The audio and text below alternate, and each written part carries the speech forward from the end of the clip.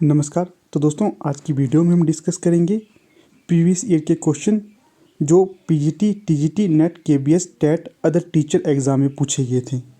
और ये है टेस्ट 2।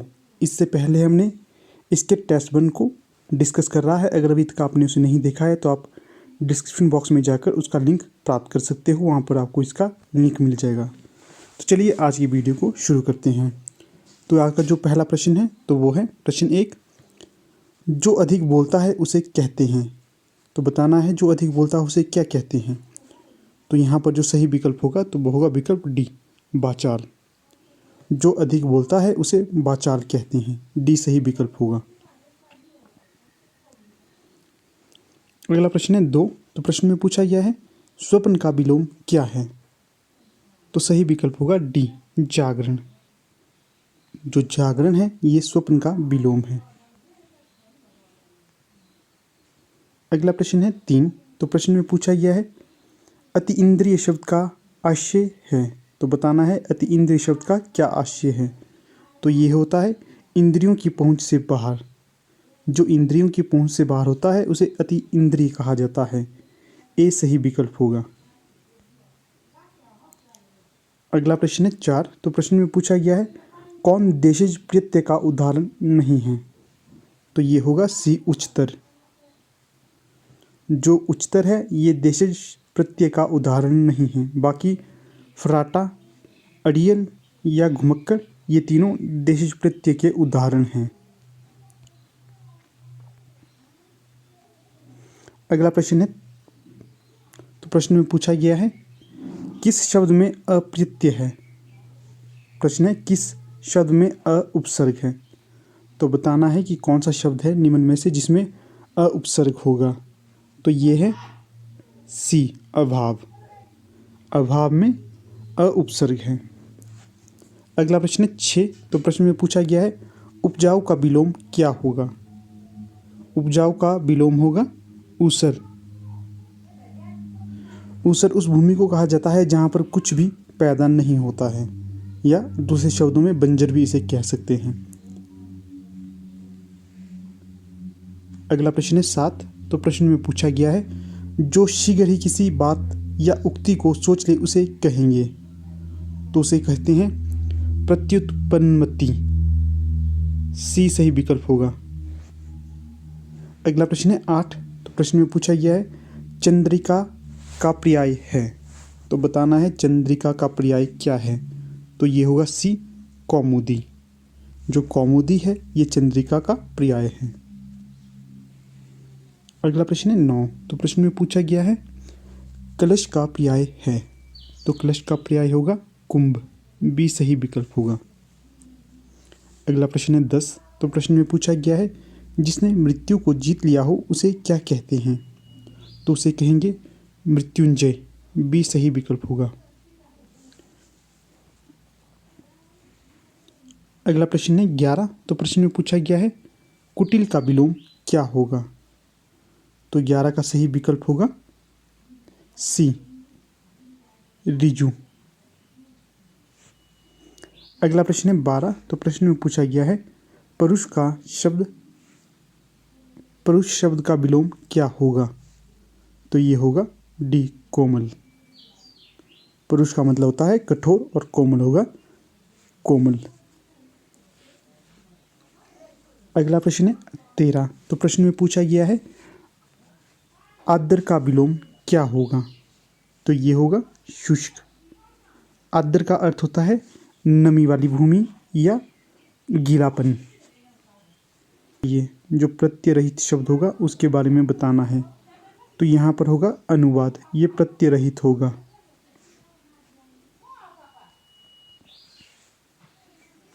अगला प्रश्न है 15। तो प्रश्न में पूछा गया है समस्त पृथ्वी से संबंध रखने वाला कहलाता है। तो ये कहलाता है विकल्प ए, सार्वभौमिक। जो समस्त पृथ्वी से संबंध रखता है उसे सार्वभौमिक कहा जाता है, ए सही विकल्प होगा। अगला प्रश्न है 16। तो यहाँ पर पूछा गया है आसक्त का विलोम क्या होगा। जो आसक्त का विलोम होता है ये होगा विरक्त। यह प्रश्न पूछा जा सकता है विरक्त का विलोम क्या होगा। तो ये होगा आसक्त। आसक्त का विरक्त और विरक्त का आसक्त। अगला प्रश्न होगा 17। तो प्रश्न में पूछा गया है जो मापा ना जा सके इसका सही अर्थ है। तो ये होगा अपरिमेय। अपरिमेय उसे कहा जाता है जो मापा ना जा सके।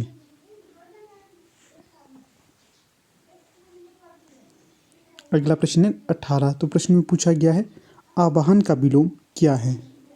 जो आवाहन का विलोम होगा तो ये होगा विसर्जन। सी सही विकल्प होगा। अगला प्रश्न है अन्य मनस्क शब्द का आशय है। जो अन्य मनस्क शब्द है इसका आशय बताना है। तो ये होगा जिसका मन किसी दूसरी ओर हो उसे अन्य मनस्क कहा जाता है।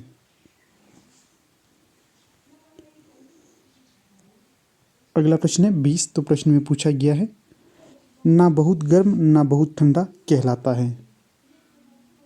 तो ये कहलाता है समशीतोष्ण। डी सही विकल्प होगा। समशीतोष्ण उसे कहा जाता है जो ना तो बहुत ज़्यादा गर्म होता है और ना बहुत ज़्यादा ठंडा होता है, बीच बराबर का होता है जो। अगला है 21। निम्न में से कौन किसके लिए प्रसिद्ध नहीं है। तो सही होगा डी वक्रोक्ति के लिए क्षेमंद्र प्रसिद्ध नहीं है। डी सही विकल्प होगा। बाकी उपमा के लिए कालिदास प्रसिद्ध है, करुणा के लिए भवभूति प्रसिद्ध है और अलंकार के लिए भामा प्रसिद्ध है। सी ये तीनों सही होंगे। डी गलत होगा। वक्रोक्ति के लिए कुंतक प्रसिद्ध है, क्षेमंद्र नहीं। अगला जो प्रश्न है 22। तो प्रश्न में पूछा गया है निम्न में से कौन सा कथन सत्य नहीं है। तो यहाँ पर जो असत्य कथन होगा तो वो होगा डी संस्कृत में हिंदी की तरह दो लिंग होते हैं। तो ये कथन असत्य होगा। बाकी जो सत्य कथन है उन्हें देखते हैं। संस्कृत में 3 वचन होते हैं, बिल्कुल सही है। आगे है हिंदी में 2 वचन होते हैं, तो ये भी सही होगा। अगला है हिंदी में 2 लिंग होते हैं, तो ये भी बिल्कुल सही होगा। अगला प्रश्न है 23। तो प्रश्न में पूछा गया है कढ़ाई से गिरा चूल्हे में आ पड़ा का क्या भाव होगा। जो ये कथन है यहाँ पर कढ़ाई से गिरा चूल्हे में आ पड़ा, इसका क्या भाव होगा। तो ये होगा एक विपत्ति से छूटकर दूसरी विपत्ति में पड़ जाना, इसे कहा जाता है। अर्थात आप किसी एक समस्या में पहले जूझ रहे हों, उसी समय आप दूसरी विपत्ति में आकर जूझ जाए, उसे कहते हैं कढ़ाई से गिरा चूल्हे में आ पड़ा।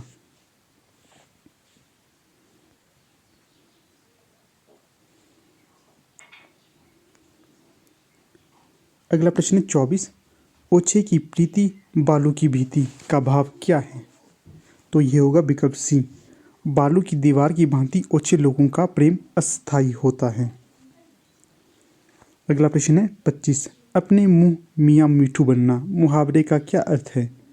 तो ये होगा विकल्प सी अपनी प्रशंसा स्वयं करना। सी सही विकल्प होगा।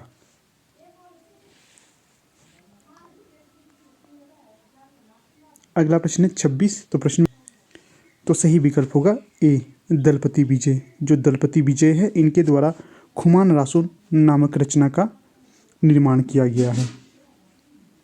अगला प्रश्न है 27। तो प्रश्न में पूछा गया है पृथ्वीराज रासो के रचयिता कौन हैं। तो ये होंगे विकल्प ए चंद्रबरदाई। अगला प्रश्न है 28। तो प्रश्न में पूछा गया है आदिकाल को वीरगाथा काल किसने कहा है। तो ये कहा गया है आचार्य रामचंद्र शुक्ल जी के द्वारा। सी सही विकल्प होगा। अगला प्रश्न है 29। तो प्रश्न में पूछा गया है सरहप्पा का संबंध निम्न में से किससे है। जो सरहप्पा है तो ये हैं सिद्ध। ए सही विकल्प होगा।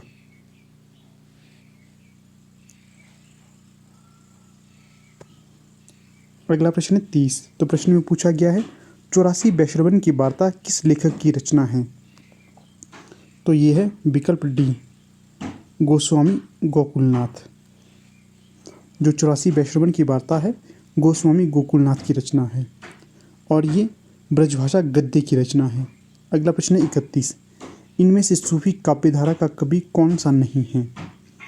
तो सही विकल्प होगा सी, नाभादास। जो नाभादास हैं ये राम भक्ति काव्य के कवि हैं, ना कि सूफी काव्य धारा के। बाकी जो सूफी काव्य धारा के कवि हैं उन्हें देखते हैं। मुल्ला दाऊद, जायसी और कुतुबन, ये तीनों सूफी काव्य धारा के कवि हैं। अगला प्रश्न है 32। तो प्रश्न में पूछा गया है इनमें से कौन सा कवि संत कवि नहीं है? तो सही विकल्प होगा डी, तुलसीदास। जो तुलसीदास है ये संत कवि ना होकर राम भक्ति काव्य धारा के कवि हैं। बाकी जो संत कवि हैं वे हैं कबीरदास, रैदास और गुरु नानक। यहाँ पर संत कवि से अभिप्राय उन कवियों से हैं जो निर्गुण भक्ति काव्य धारा से संबंधित थे, अर्थात भगवान पर विश्वास नहीं करते थे, सिर्फ एक भगवान पर विश्वास करते थे जिसका कोई आकार नहीं होता है, कोई गुण नहीं होता है, निरंकार होता है। बाकी जो तुलसीदास थे ये राम भगवान के आराधक थे। अगला प्रश्न है 33। तो प्रश्न में पूछा गया है कबीरदास किस काव्य धारा का प्रतिनिधित्व करते हैं? तो सही विकल्प होगा ए, संत काव्य धारा का। इस प्रश्न को आप ऊपर से संबंधित मान सकते हैं क्योंकि ऊपर पूछा गया था संत कवि नहीं हैं, तो जो संत कवि नहीं थे तो ये तुलसीदास थे। बाकी जो कबीरदास थे ये थे संत काव्य से संबंधित। अगला प्रश्न है 34। तो प्रश्न में पूछा गया है इनमें से कौन सी रचना तुलसीदास की नहीं है? तो सही विकल्प होगा साकेत। जो साकेत रचना है तुलसीदास की ना होकर मैथिली शरण गुप्त की है और ये आधुनिक काल के प्रसिद्ध कवि माने जाते हैं। तुलसीदास जी की रचनाओं को देखते हैं, ये हैं रामचरितमानस, कवितावली और गीतावली। ये तीनों रचनाएं तुलसीदास जी की हैं। अगला प्रश्न है 35। इनमें से सूरदास की कृति का नाम क्या है? तो ये जो यहाँ पर विकल्प दिए हैं कवितावली, साहित्य लहरी, गीतावली और गंगा लहरी, इन चारों में से जो सूरदास की रचना होगी तो वो होगी साहित्य लहरी। बी सही विकल्प होगा। अगला प्रश्न देखते हैं 36। तो प्रश्न में पूछा गया है 252 वैष्णवन की वार्ता के लेखक कौन हैं? तो ये होंगे विकल्प डी, गोकुलनाथ या स्वामी गोकुलनाथ। अगला प्रश्न है 37। प्रश्न में पूछा गया है पद्मावत किस भाषा में लिखा गया था? तो जो पद्मावत है ये लिखा गया था अवधी भाषा में और इसके रचनाकार हैं जायसी। अगला प्रश्न है 38। तो प्रश्न में पूछा गया है अष्टयाम के रचयिता कौन हैं? तो जो अष्टयाम के रचयिता होंगे तो ये होंगे नाभादास। सी सही विकल्प होगा। अगला जो प्रश्न है 39। तो प्रश्न में पूछा गया था पद्मावत के रचयिता कौन हैं? तो ये हैं जायसी। बी सही विकल्प होगा। इससे पिछला जो प्रश्न था वहाँ पर पूछा गया था पद्मावत की भाषा क्या थी, तो वो थी अवधी और लेखक हैं पद्मावत के जायसी। अगला प्रश्न है 40। तो प्रश्न में पूछा गया है निर्गुण काव्य धारा की प्रवृत्ति है, तो बताना है निर्गुण काव्य धारा की प्रवृत्ति कौन सी है? तो सही विकल्प होगा सी, रूढ़ियों एवं बाह्याडंबरों का विरोध। ये निर्गुण काव्य धारा की प्रवृत्ति है या विशेषता है। अगला प्रश्न है 41। तो प्रश्न में पूछा गया है तुलसी की भक्ति का स्वरूप क्या है? अर्थात तुलसीदास ने भक्ति का कौन सा स्वरूप स्वीकार किया है? तो ये किया गया है दास्य भक्ति का स्वरूप। कई बार प्रश्न पूछा जाता है कि जो सूरदास है इनके द्वारा कौन सी भक्ति का स्वरूप को अपनाया गया है? तो ये अपनाया गया है सख्य भाव की भक्ति को। कई बार ये प्रश्न भी पूछा जाता है कि जो मीराबाई है इनके द्वारा भक्ति का कौन सा स्वरूप अपनाया गया है? तो ये अपनाया गया है माधुर्य भक्ति को। इन तथ्यों को अवश्य याद रखें। अगला प्रश्न है 42। तो प्रश्न में पूछा गया है इनमें से कृष्ण भक्त कवि कौन सा नहीं है? तो यहाँ पर जो सही विकल्प होगा तो वो होगा डी, तुलसीदास। तुलसीदास कृष्ण भक्त ना होकर राम भक्त थे। जो कृष्ण भक्त हैं उन्हें देखते हैं, ये हैं सूरदास, रसखान और कृष्णदास। ये तीनों कृष्ण भक्त हैं और जो तुलसीदास हैं ये राम भक्त हैं। अगला प्रश्न है 43। तो यहाँ पर पूछा गया है इनमें से सूर की रचना कौन सी नहीं है? तो सही विकल्प होगा विकल्प ए सूरसागर।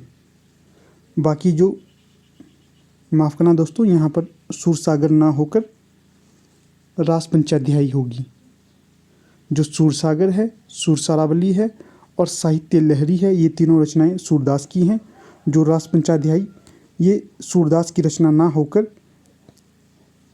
नंददास की रचना है, इसे भी आप याद रखें। अगला जो प्रश्न है तो प्रश्न है 44। तो प्रश्न में पूछा गया है सूरसागर किस भाषा की कृति है। जो सूरसागर है ये सूरदास की रचना है और यहाँ पर पूछा गया है ये किस भाषा की कृति है, तो ये है ब्रज भाषा की कृति, इसे भी आप याद रखें। अगला प्रश्न है 45। तो प्रश्न में पूछा गया है नंददास किस काव्य की धारा से संबंधित थे। जो नंददास है ये अष्टछाप कवियों में से एक थे और यहाँ पर पूछा गया है ये किस काव्य धारा से संबंधित हैं, तो ये है कृष्ण काव्य धारा से संबंधित, सी सही विकल्प होगा। अगला जो प्रश्न है ये है 46। तो प्रश्न में पूछा गया है शिवराज भूषण के रचयिता का नाम क्या है, तो ये होंगे डी भूषण। जो भूषण है इनके द्वारा शिवराज भूषण की रचना की गई है। अगला जो प्रश्न है 47। तो यहाँ पर पूछा गया है इनमें से जगन्नाथ दास रत्नाकर की कृति को छांटिए। तो यहाँ पर जो जगन्नाथ दास रत्नाकर की रचना होगी तो ये होगी विकल्प ए उद्धव शतक, ए सही विकल्प होगा।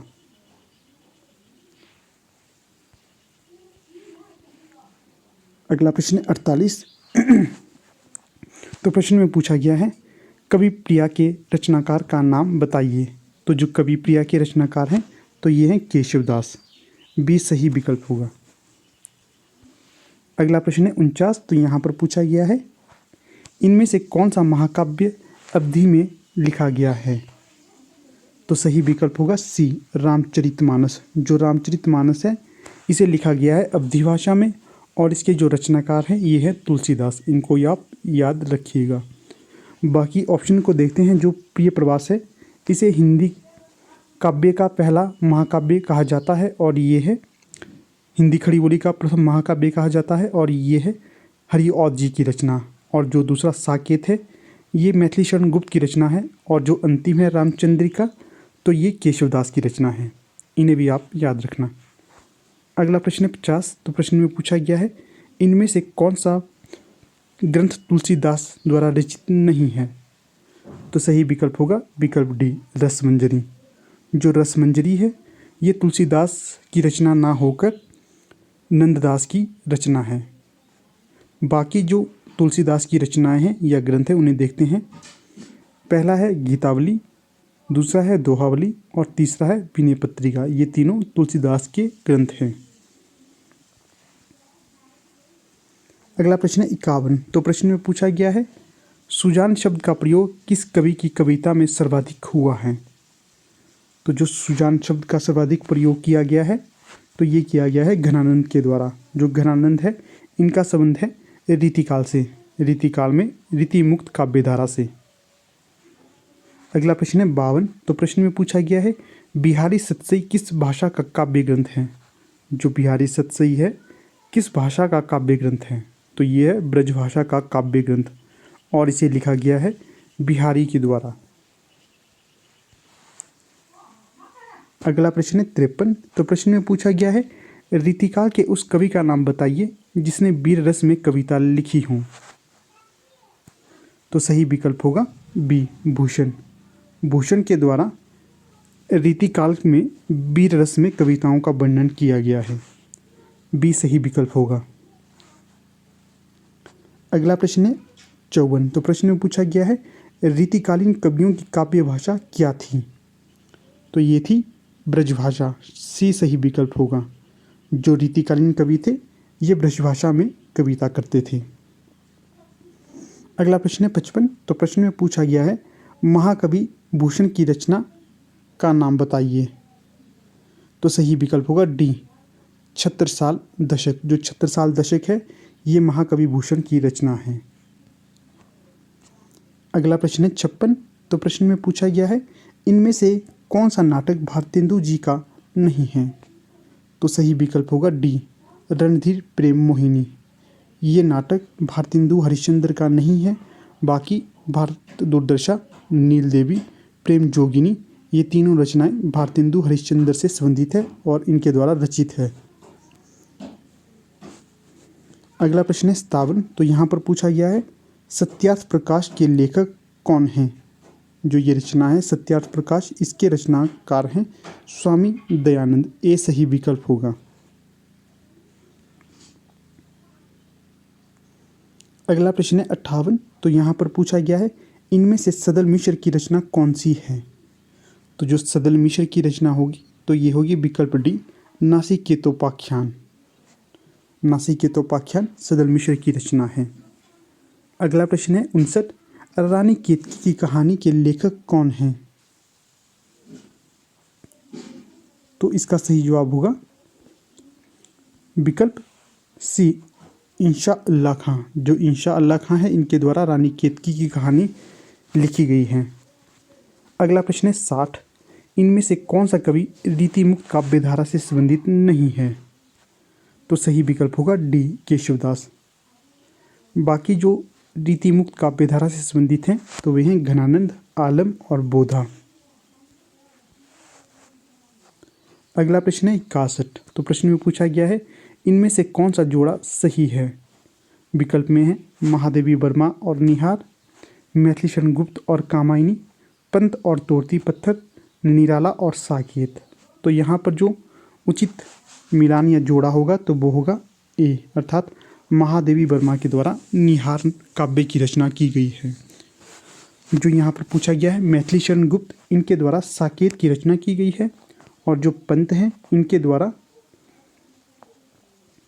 द्वारा जो रचना की गई है तो वो है परिवर्तन नामक प्रसिद्ध कविता। उसके पश्चात जो निराला है इनके द्वारा की गई है तोड़ती पत्थर नामक कविता की रचना। और जो कामायनी है ये रची गई है जयशंकर प्रसाद जी के द्वारा। अगला प्रश्न है 62। तो प्रश्न में पूछा गया है इनमें से सरस्वती पत्रिका के संपादक का नाम बताइए। तो जो सरस्वती पत्रिका के संपादक थे तो ये थे महावीर प्रसाद द्विवेदी। जो महावीर प्रसाद द्विवेदी है इनके द्वारा सन 1903 के पश्चात 1920 के लगभग तक सरस्वती पत्रिका का संपादक संभाला गया था। कई बार ये प्रश्न भी पूछा जाता है कि सरस्वती पत्रिका के प्रथम संपादक कौन थे। तो वे थे श्याम सुंदर दास।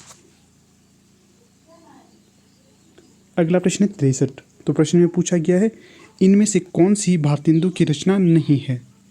तो सही विकल्प होगा डी, पद्मावती। जो पद्मावती है ये भारतेंदु की रचना नहीं है। बाकी वैदिकी हिंसा हिंसा न भक्ति, विशेष्य वैष्णोधम, बादशाह दर्पण, ये तीनों रचनाएं भारतेंदु हरिश्चंद्र की हैं।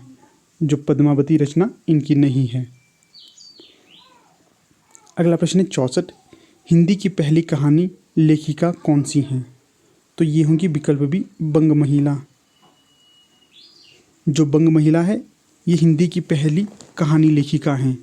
इनकी जो प्रसिद्ध कहानी है वो है चंद्रमा से बातें, ये इनकी प्रसिद्ध कहानी है।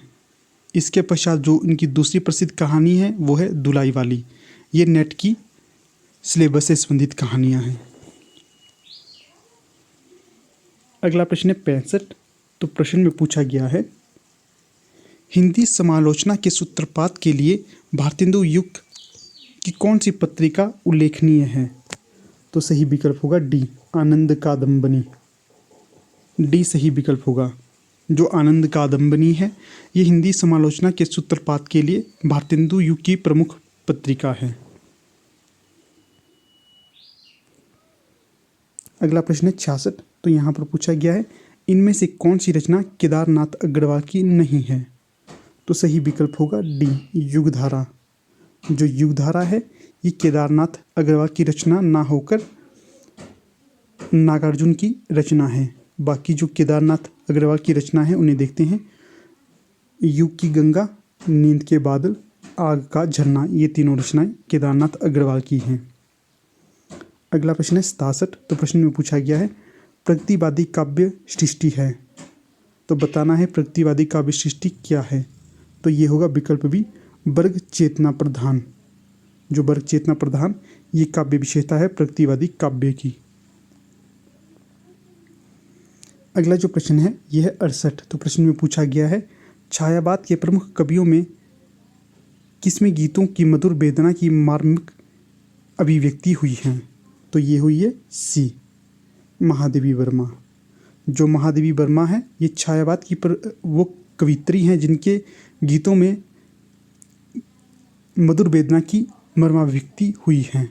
इनके गीतों में बहुत ज़्यादा दर्द छिपा रहता था। अगला प्रश्न है 59। तो यहाँ पर पूछा गया है कौन सा कवि छायावादी नहीं है? तो सही विकल्प होगा डी, जायसी। जायसी छायावादी कवि नहीं थे, ये सूफी काव्य धारा के कवि थे।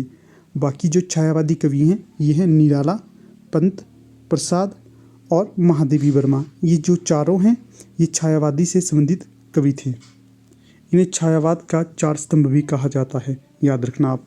निराला, जयशंकर प्रसाद, पंत और महादेवी वर्मा। अगला प्रश्न है 70। तो प्रश्न में पूछा गया है छायावाद को स्थूल के प्रति सूक्ष्म का विद्रोह किसने कहा है? तो ये कहा गया है विकल्प भी डॉक्टर नगेंद्र के द्वारा।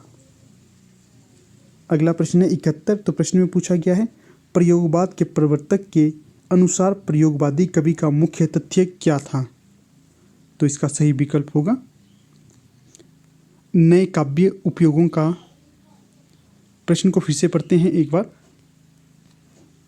प्रयोगवाद के प्रवर्तक के अनुसार प्रयोगवादी कवियों का मुख्य तथ्य क्या था?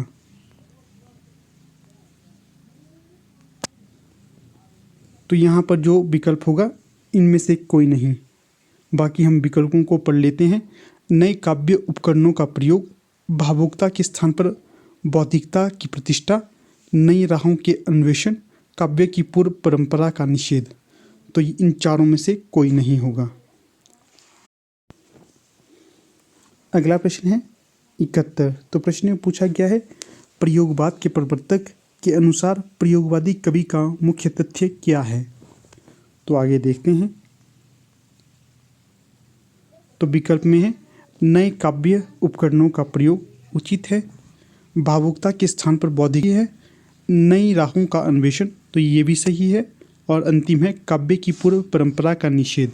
तो यहाँ पर चारों विकल्प बिल्कुल सही होंगे, इसलिए उत्तर होगा इनमें से कोई नहीं। डी कोई भी विकल्प सही नहीं होगा यहाँ पर। अगला प्रश्न देखते हैं 72। तो यहाँ पर पूछा गया है इनमें से कौन सा जोड़ा सही है?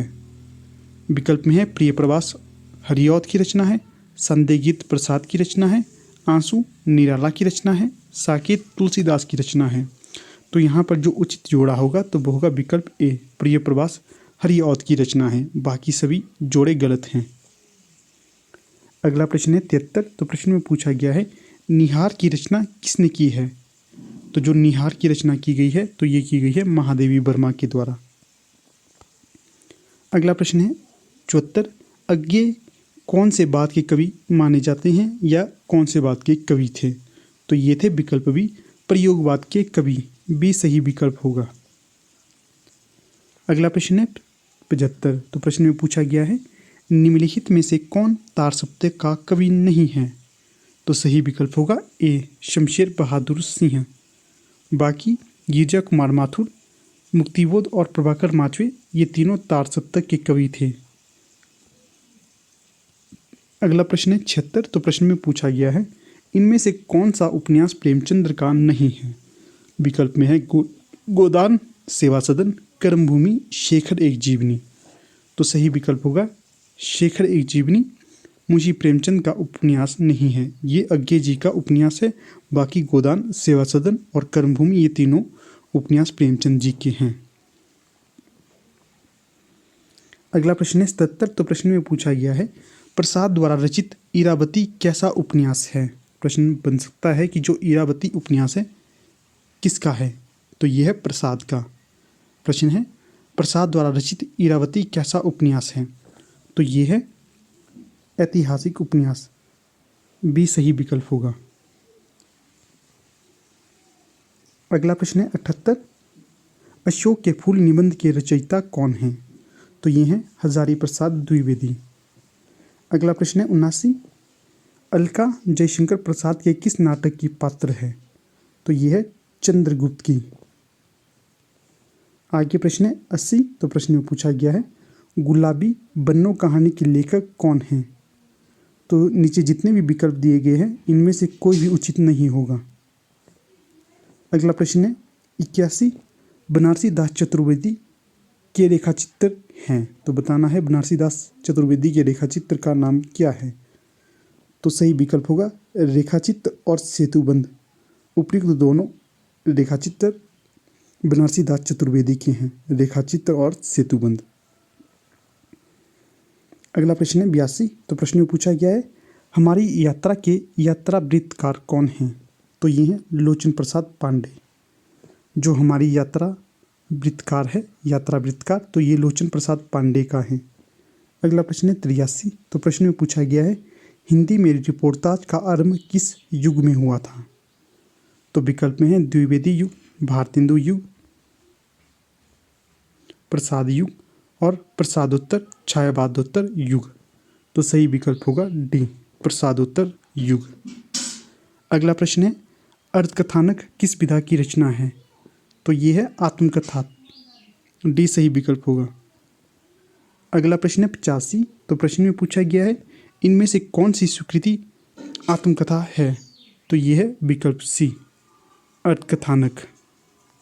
अगला प्रश्न है 86। तो प्रश्न में पूछा गया है वीरों का कैसा हो बसंत किस रस की सृष्टि है? तो ये होगा ए, वीर रस की। अगला प्रश्न है 87। तो प्रश्न में पूछा गया है भरतमुनि ने रस सूत्र का विवेचन अपने किस ग्रंथ में किया है? तो ये किया है नाट्य शास्त्र में। बी सही विकल्प होगा। अगला जो प्रश्न है 88। तो प्रश्न में पूछा गया है अनुभावों के कितने भेद होते हैं? अनुभावों के होते हैं 2 भेद। अगला जो प्रश्न है ये है 89। तो प्रश्न में पूछा गया है गणेश शंकर विद्यार्थी रचित गांधी की जीवनी का क्या नाम है? तो यह है विकल्प बी, श्री गांधी। अगला है 90। तो प्रश्न में पूछा गया है अमिट रेखाएं के संस्मरण रेखा चित्रकार हैं। तो यह है सत्यवती मलिक। जो अमिट रेखाएं हैं ये सत्यवती मलिक के रेखा चित्र है। अगला प्रश्न है 91। मंगल भवन अमंगलहारी द्रभुसो दशरथ अजर बिहारी इन पंक्तियों में किस छंद का प्रयोग किया गया है? तो ये होगा चौपाई। अगला है 92। निम्न में से कौन मात्रिक छंद हैं? तो ये होगा ये सभी, अर्थात दोहा, चौपाई और रोला, ये तीनों मात्रिक छंद हैं। अगला प्रश्न है 93। मेरी भव बाधा हरो राधा नागरी सोई जातन की झाई परे श्याम हरित दुति होई। उपयुक्त पंक्ति में कौन सा रस है? तो ये होगा भक्ति रस। अगला प्रश्न 94 है। प्रश्न में पूछा गया है मेरे तो गिरिधर गोपाल दूसरा ना कोई जाके सिर मोर मुकुट मेरो पति सोई। पंक्ति किसकी है? या पंक्ति में कौन सा रस है? तो इस पंक्ति में होगा शांत रस। डी सही विकल्प होगा।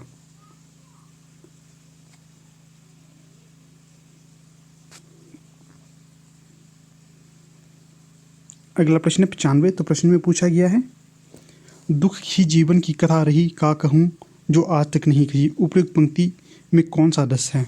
तो यहाँ पर होगा करुण रस और ये निराला की पंक्ति है। अगला प्रश्न है 96। तो प्रश्न में पूछा गया है नील परिधान बीच सुकुमार खुल रहा मृदुल अर्ध खुला अंग खिला हो ज्यों बिजली का फूल मेघ बन बिजली गुलाबी रंग। इन पंक्तियों में कौन सा अलंकार है? तो ये होगा विकल्प डी, उपमा अलंकार। अगला जो प्रश्न है 97। तो यहाँ पर पूछा गया है चरण कमल बंदो हरिराई में कौन सा अलंकार है? तो ये होगा विकल्प बी, रूपक अलंकार। ये बहुत ही ज़्यादा इम्पॉर्टेंट है। अगला है 98। सुर सुर तुलसी शीश सुर सुर तुलसी शशि उड़गुन केशवदास और कवि खगोत समझहाँ तहाँ करे प्रकाश। इन पंक्तियों में कौन सा अलंकार है? तो ये होगा विकल्प बी, यमक अलंकार। अगला है 99। निज भाषा उन्नति अहे सब उन्नति को मूल बिना निज भाषा ज्ञान के मिटे ना ही कुसूल। तो इन पंक्तियों में कौन सा छंद होगा? विकल्प में है दोहा, रोला या चौपाई। तो सही विकल्प होगा ए, दोहा। अगला जो और अंतिम प्रश्न है वो है 100। छंदशास्त्र के प्रणेता आचार्य कौन माने जाते हैं? जो छंदशास्त्र के प्रणेता आचार्य हैं तो वो हैं पिंगलाचार्य। बी सही विकल्प होगा। तो ठीक है दोस्तों, आज की वीडियो फिलहाल इतनी ही। आप अंत तक बने रहे इसका बहुत बहुत धन्यवाद। जल्दी आपसे मुलाकात होगी।